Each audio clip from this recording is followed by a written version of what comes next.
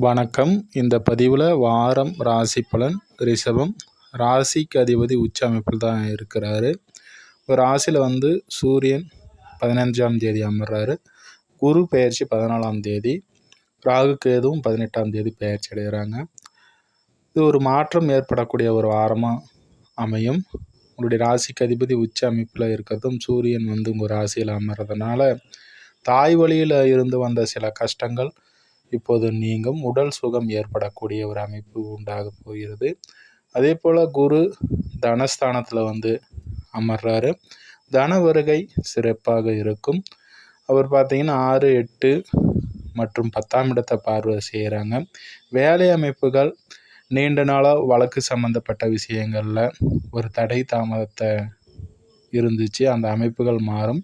தன் வீட்டையே பார்க்கறதுனால ஒரு தீராத ஒரு பிரச்சனை நீங்கக்கூடிய ஒரு அமைப்பு. அதிர்ஷ்ட வாய்ப்புகள், வெளிநாடு செல்லணும்னு நீண்ட நாளாக நினச்சிட்ருக்கிறவங்களுக்கு அதுக்கு சாதகமான ஒரு அமைப்பு உண்டாகும்.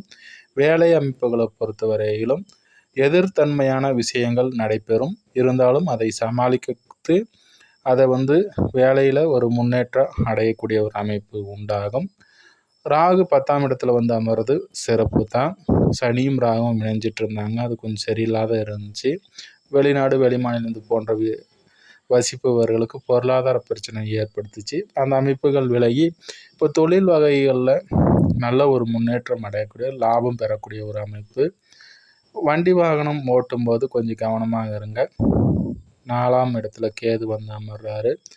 அதே போல் வண்டி பழுதடையக்கூடிய அமைப்பு, வீட்டில் ஏதாவது ஒரு சின்னதாக ஒரு அசம்பாவிதம், இது போன்ற அமைப்புகள் எல்லாத்துலேயும் கொஞ்சம் கவனமாக இருப்பது நல்லது. ஏன்னா நாளில் கேது அமர்வது என்பது அவ்வளோ சிறப்பான ஒரு அமைப்பு இல்லை.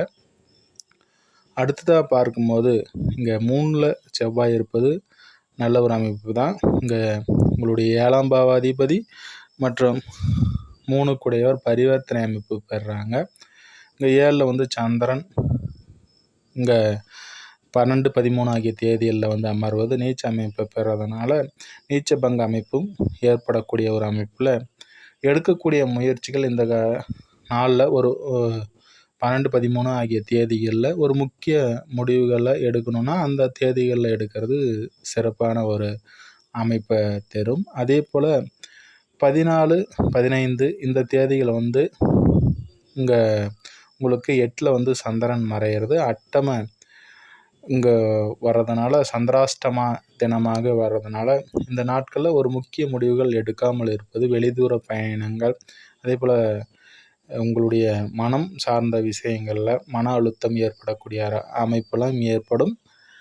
அடுத்ததாக இன்னொரு பதிவில் சந்திப்போம் நண்பர்களே. நன்றி, வாழ்த்துக்கள்.